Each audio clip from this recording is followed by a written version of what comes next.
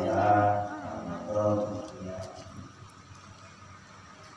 Bapak-bapak yang hadir pada kesempatan malam hari ini, tentunya semua kita berharap bahwa Allah Subhanahu wa Ta'ala akan merahmati kepada kita sekalian. Juga seluruh bapak dan saudara-saudara yang lain, Pak Danu, kemudian Pak Masuki, kemudian Pak MP Rohadi selaku Bapak RW Rumah langsung Pak Heri, kemudian Pak Rudi selaku Ketua Majelis Raya. Alhamdulillah bisa berkolaborasi dengan Pak serta bapak-bapak dan ibu-ibu yang berada di rumah, tentunya sedang mendengarkan suara saya yang saya hormati dan saya muliakan.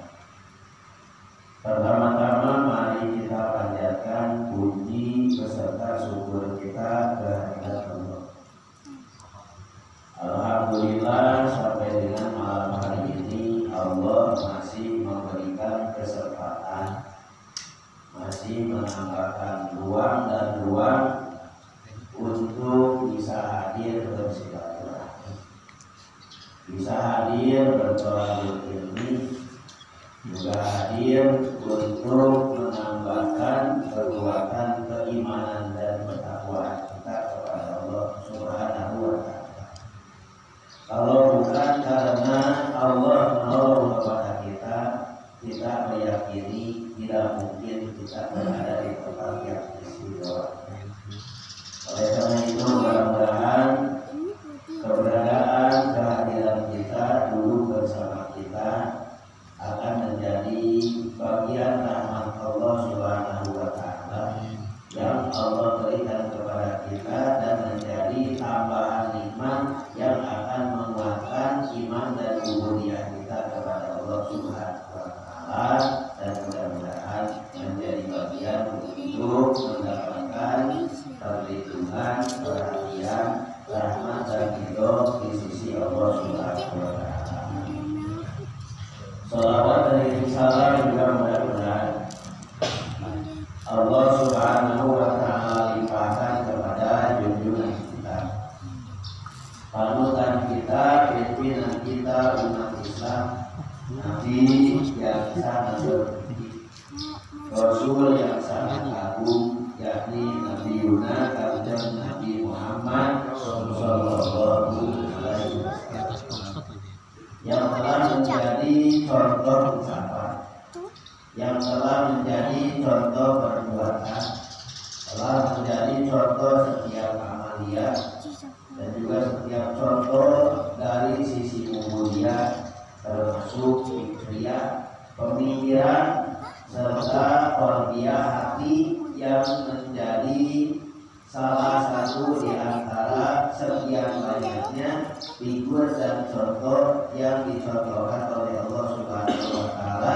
dan kanjeng Nabi ini merupakan contoh yang sangat utama atas keberhasilan.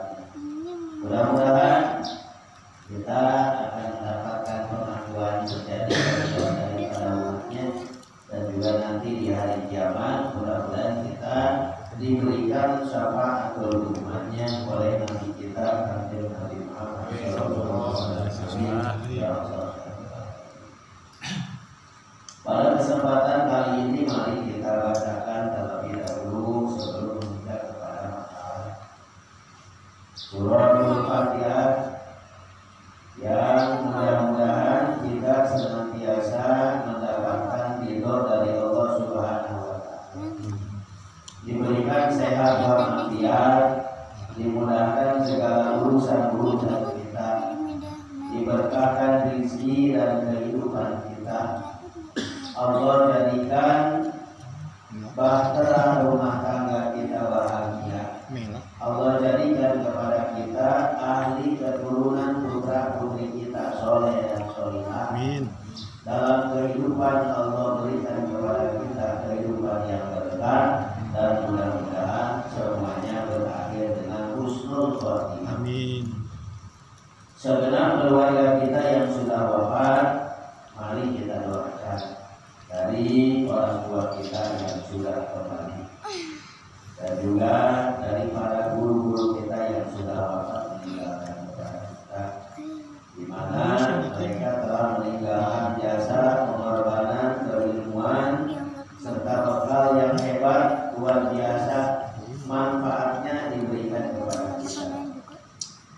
Juga segenap ahli kubur, muslim dan muslimat, mukminat, saudara famili kerabat kita doakan mudah-mudahan ahli kubur keluarga besar kita semuanya selalu mendapatkan tambahan ampunan di sisi Allah Subhanahu wa Ta'ala. Amin.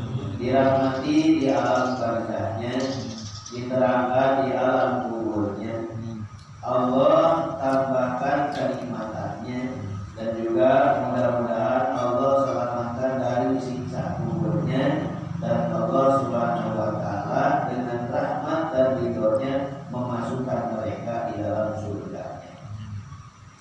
Kita yang masih diberikan kesempatan, masih diberikan umur, masih diberikan usia tambahan dari yang sudah kita lewati dan kita jalani, mudah-mudahan sisa-sisa kehidupan kita ini akan menjadi usia yang membawa manfaat dalam kehidupan kita, sehingga akan mendapatkan umur atau amalia kebaikan yang tentunya nanti akan kita bawa menuju kepulangan kita.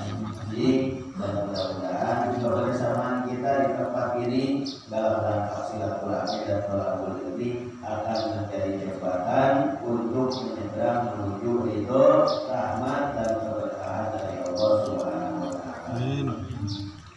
Bagi keluarga kita, saudara famili kerabat kita yang saat ini sedang diuji dengan berbagai macam ujian, sakit, penyakit, kejadian dan lain-lain hal, mudah-mudahan semuanya bisa dihadapi dengan penuh makna kesabaran, ketabahan, keikhlasan, dan mudah-mudahan pengorbanan yang sudah dilakukan lahir dan batin, moral ataupun material akan menambah dalam kebarokahan hidup kita, akan menambah manfaat ilmu pengetahuan kita, akan menambah mudah urusan-urusan kita, akan menambah mengalir dengan baik, dengan lancar segala hajat, cita-cita yang kita inginkan di hadapan Allah, mudah-mudahan terkabul dengan segala kemudahan rahmatnya. Amin. Ya Allah, ya Rabbal Alamin. Dan mudah-mudahan ujian-ujian yang Allah berikan kepada kita semua akan menjadi kita naik kelas, naik derajat, naik kemuliaan, naik kemudahan, naik keberkahan di hadapan Allah Subhanahu wa Ta'ala. Dan mudah-mudahan kita tetap menjadi manusia yang beriman, menjadi manusia yang bertakwa, menjadi manusia yang ikhlas, menjadi manusia yang mampu menerima apa yang Allah jadikan dalam takdirnya, yang Allah wujudkan dalam qada dan qadanya, dan mudah-mudahan menambah nilai ibadah kita di sisi Allah Subhanahu wa Ta'ala. Ala hadiyinnya wa likulli niyatin sholihah. Wa ila hadratin nabiyina Muhammadin Rasulillah sallallahu alaihi wa alihi wa sallam. Al-Fatihah. A'udzu billahi minasy syaithanir rajim. Bismillahirrahmanirrahim. Alhamdulillahi rabbil alamin. Ar-Rahmanir Rahim. Maliki yaumiddin. Iyyaka na'budu wa iyyaka nasta'in. Ihdinas siratal mustaqim. Siratal ladzina an'amta 'alaihim ghairil maghdubi 'alaihim waladdallin. Amin. Amin. Ya Allah, ya Rabbal. Pada pertemuan yang lalu telah disampaikan tentang rukun iman terhadap malaikat Allah Subhanahu wa Ta'ala. Jadi kita diperintahkan mengimani malaikat yang diturunkan oleh Allah. Di antaranya 10 malaikat yang wajib kita mengetahui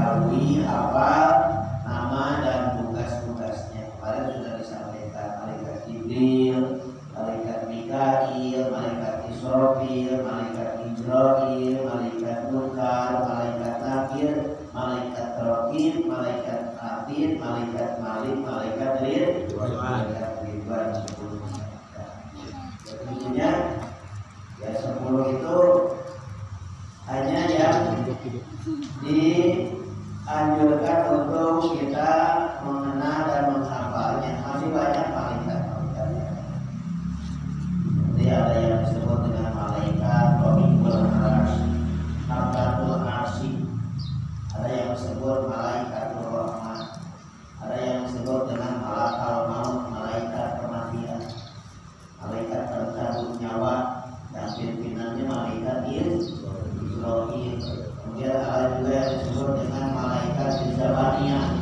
Malaikat Jabaniyah ini adalah malaikat yang melempar secara langsung bagi ahli neraka yang dilebai di pikiran gak mau turun ke neraka karena takut panas. Jadi dipaksa ditendang-tendang sampai pernah.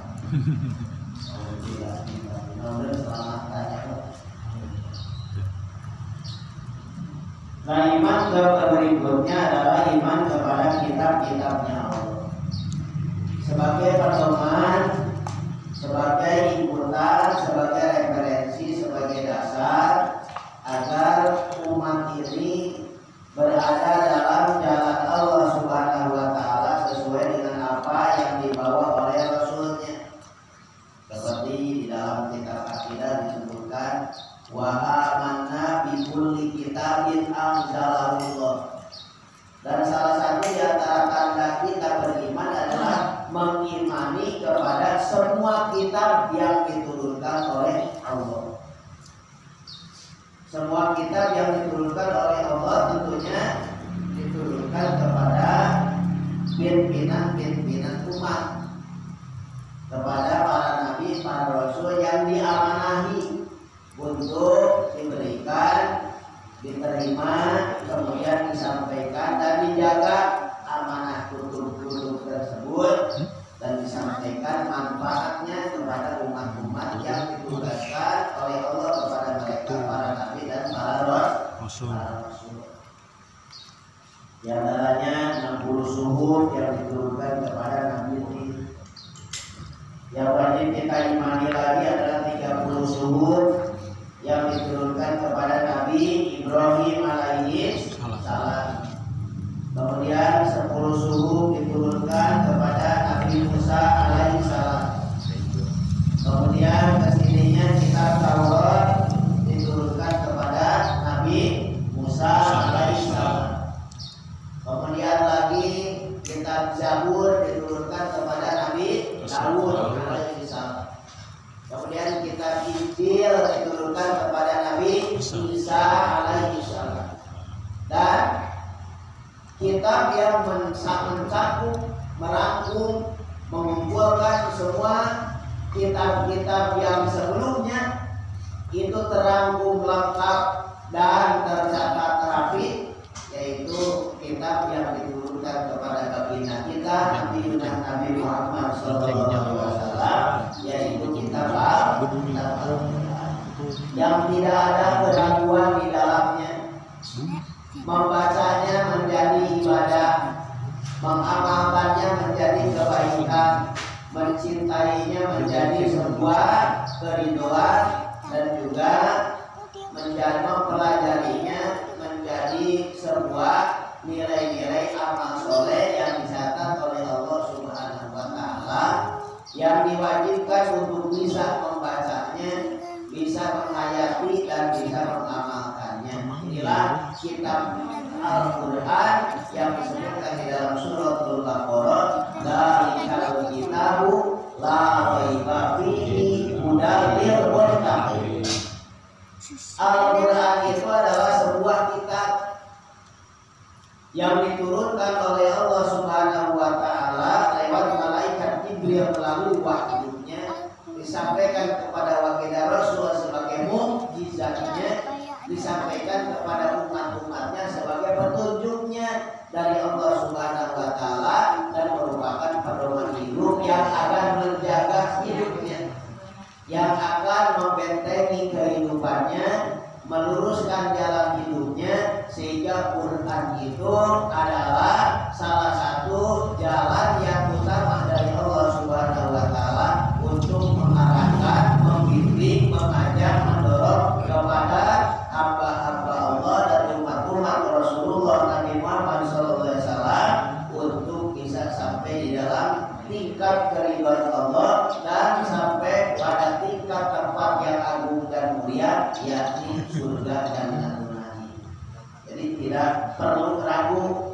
kita harus yakin bahwa Quran itu sebagai petunjuk, Quran itu juga sebagai obat, Quran itu juga sebagai pedoman hidup, Quran itu juga sebagai bacaan yang bernilai ibadah ketika membacanya.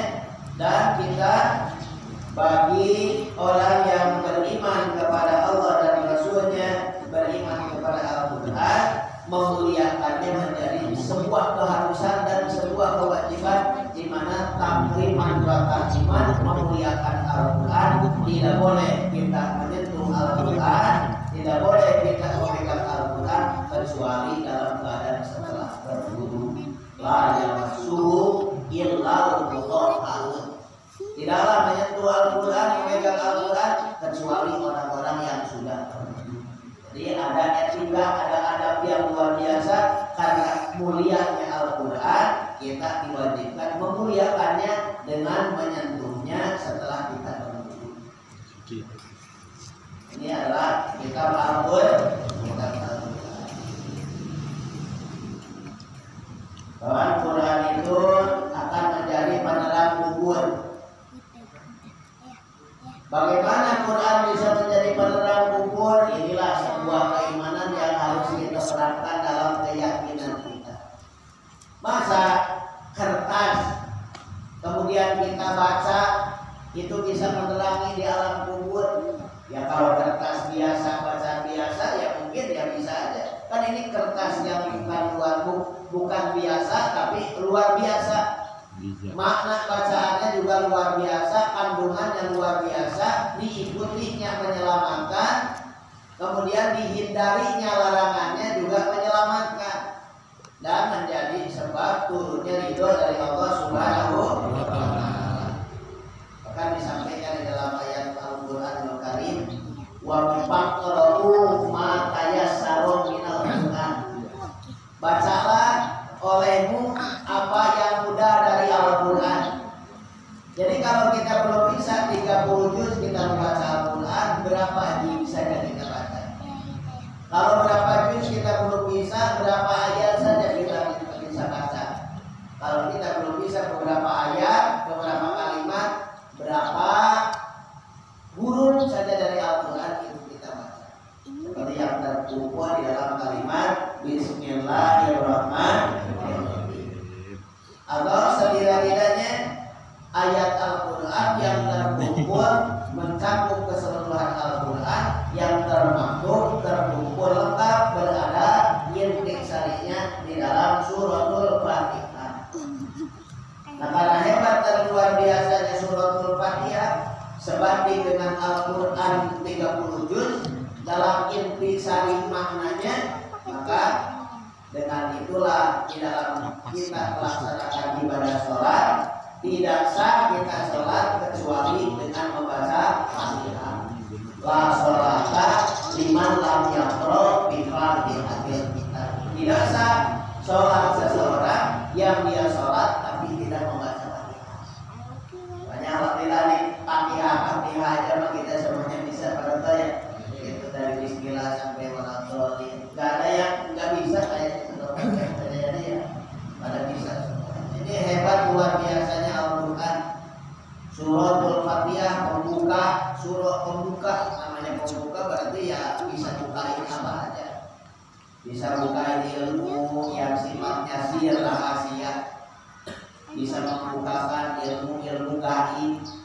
Bisa membukakan ilmu-ilmu kemajuan. Bisa membukakan ilmu-ilmu ekonomi. Bisa membukakan ilmu-ilmu pemerintahan. Itu semuanya ada lengkap di dalam Al-Quran. Semuanya sudah Allah jelaskan, sudah Allah simpan. Kita tinggal mempelajarinya, kemudian kita membacanya, kemudian kita mentelaah arti maknanya, kemudian kita mengamalkannya dan menjaga kehormatan Quran. Makanya dalam menjaga kehormatan Al-Quran ini dari zaman dulu sampai sekarang, ada Quran yang dilecehkan, pasti umat Islam ini marah. Dan itu kita wajib marahnya, karena kitab utama kita. Dan kita juga wajib mempertahankan dan membelanya. Karena itu juga membelanya berarti menjadi sebuah jalan. Membela Al-Quran berarti Quran membela kita.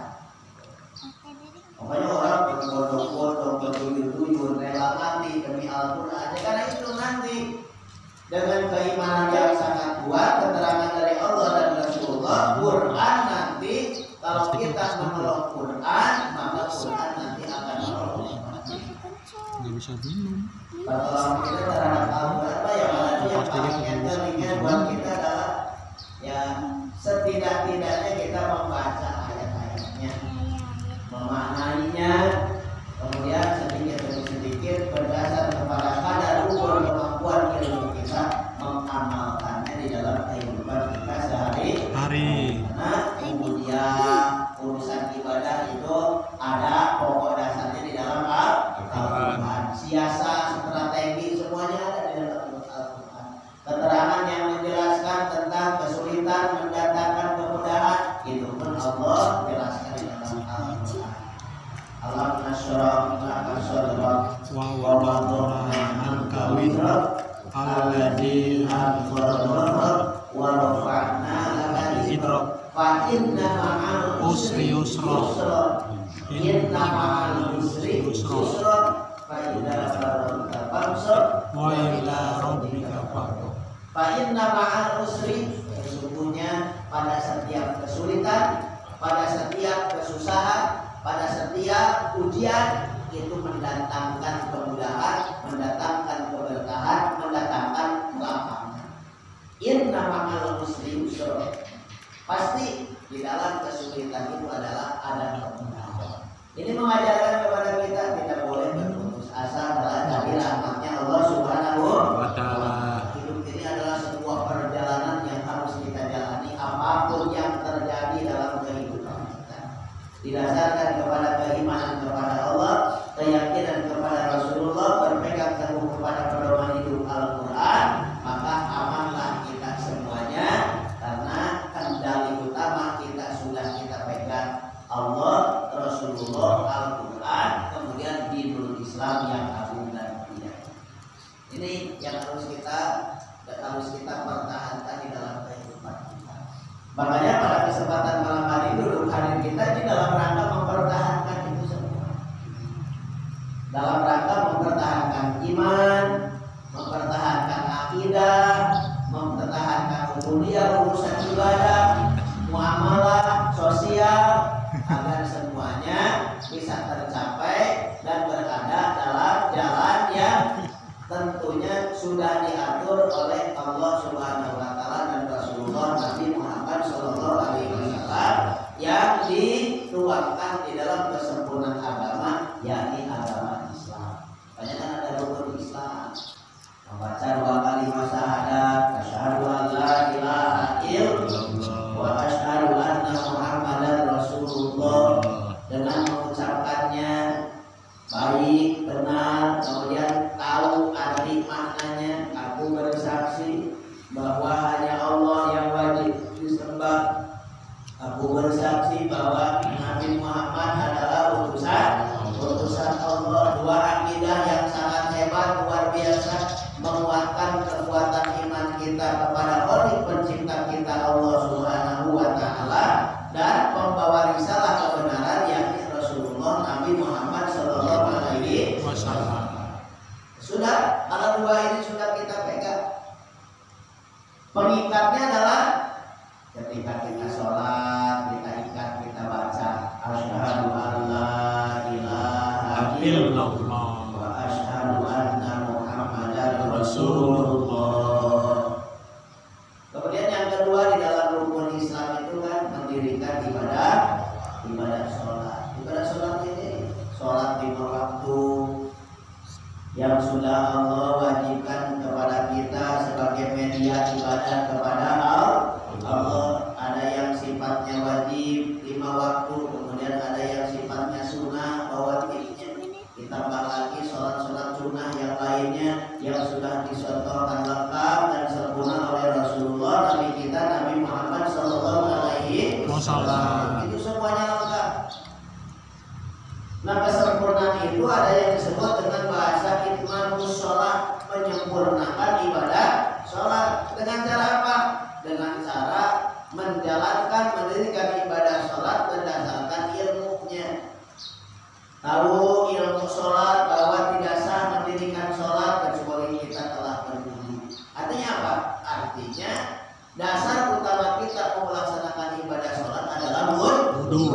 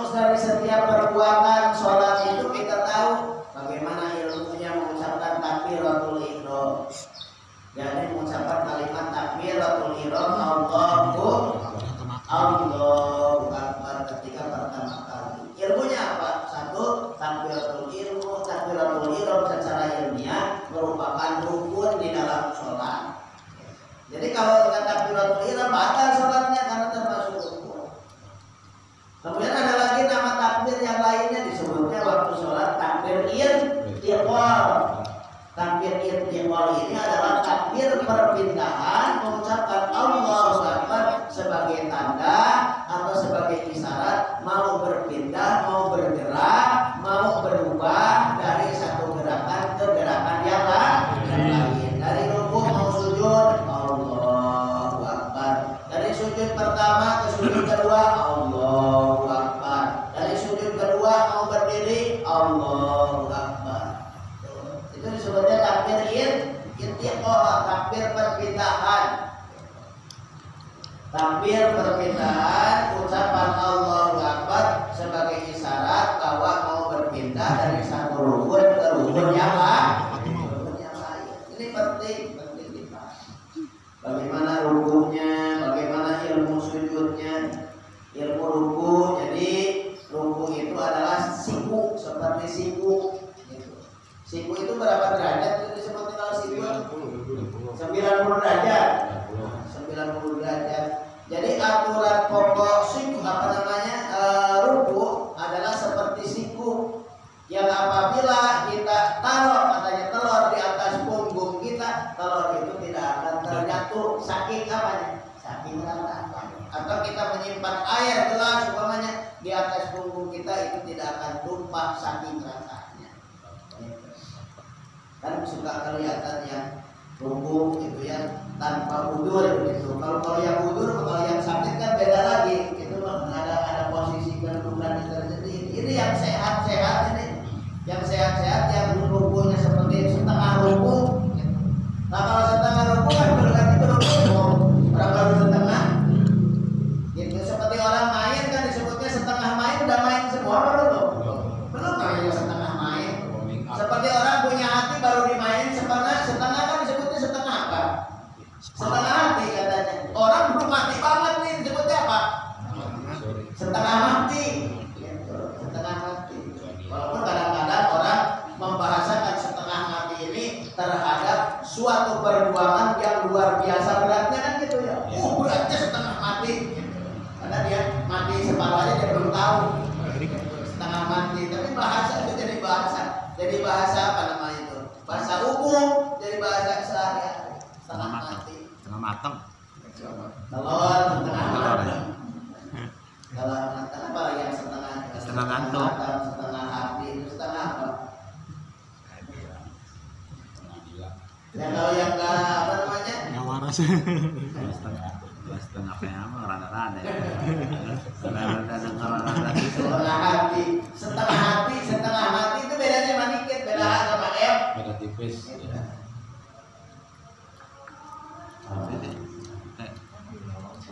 Dimakan. Perasaan aku sekarang itu ya.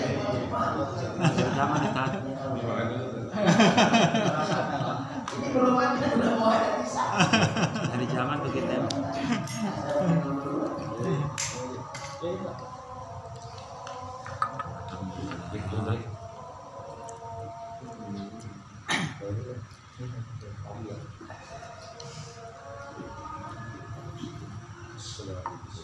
Nah yang kedua tadi rukun Islam. Pokoknya kita sedang menjelaskan tentang rukun iman.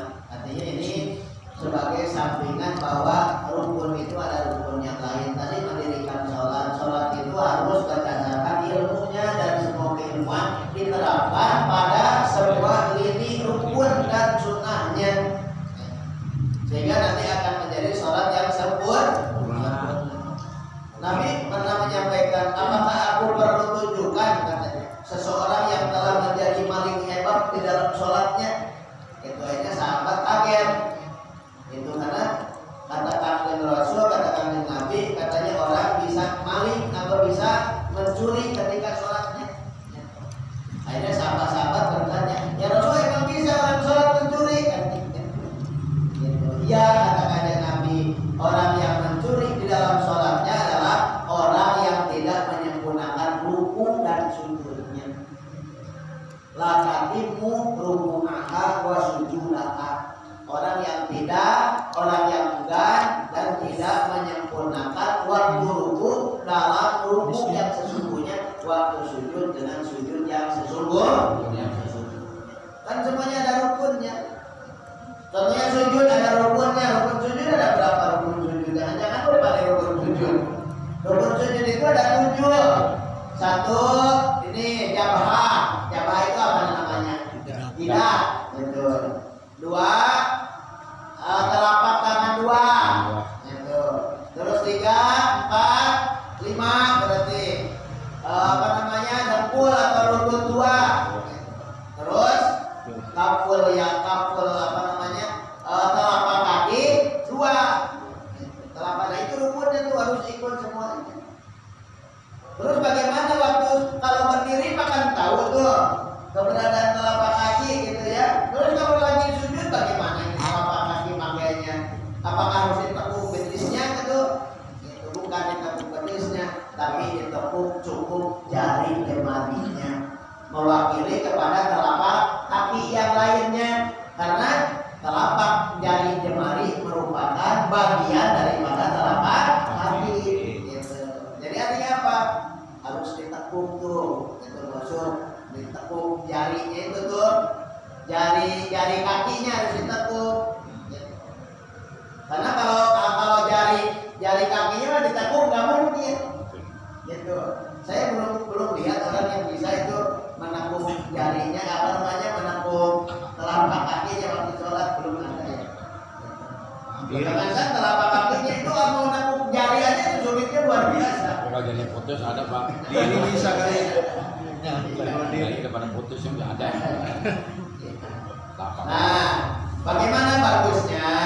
Bagusnya telapak kaki itu jari jemarinya dilipat 5. Sebelah 5. Kalau nggak bisa 4. Kalau nggak bisa 3. Kalau nggak bisa 2. Kalau nggak bisa sekurang-kurangnya 1 mewakili yang lain. Kalau memang sulit. Kalau begini Ustaz, Ya. begini. Bukan di itunya di. Enggak, kalau begini misalkan. Oh iya, itu berarti belum ini. Belum, berarti rukunnya nggak ke bawah, belum ke bawah. Gitu. Karena di dalam fikih itu seperti itu. Telah 2 telapak kaki menjadi rukun. Jadi jangan kecuali ini memang nggak bisa. Gitu. Dulunya bisa, terus nggak bisa. 2, ya. Uratnya kaku tuh, kayak sekarang kan suka ini ada yang disebut dengan apa namanya asam urat ya, asam urat. Iya. Sebenarnya kalau kata Bosan katanya sebenarnya obat asam urat itu Rexona. Kenapa Rexona menjadi obat asam urat? Orang asamnya ketek aja katanya habis. Rexona.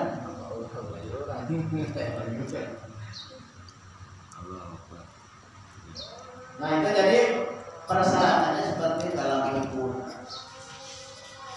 Kemudian beranjak lagi ke sholat, kemudian zakat, ya kan zakat ya. Zakat ini kan merupakan kewajiban ibadah yang istimewa ketika sudah sampai haul dan nisab. Haul untuk harta yang memang dipergunakan jangka waktu 1 tahun. Kemudian nisab adalah batas ukuran di mana wajib mengeluarkan zakat. Baik zakat fitrah, atau zakat mal, zakat hijau. Kalau sekarang ini kan ada berkembang zakat profesi. Jadi ukuran mengeluarkannya adalah ukuran 85 gram emas. Gitu.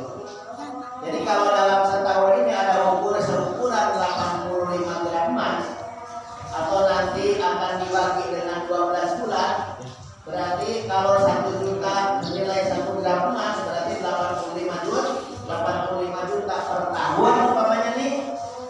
Kemudian dikonversi 1 bulan diperkirakan berarti 85 juta dibagi 12 bulan, berarti per bulannya berapa? Kurang lebih sekitar 6 juta kurang tuh, atau 6 jutaan. Jadi kalau yang punya kapasitas 6 juta per bulan itu dikeluarkan zakatnya 2 juta. Bisa ya. Ini saja Bapak Ibu yang dirahmati dan dimuliakan oleh Allah. Ini hanya ini yang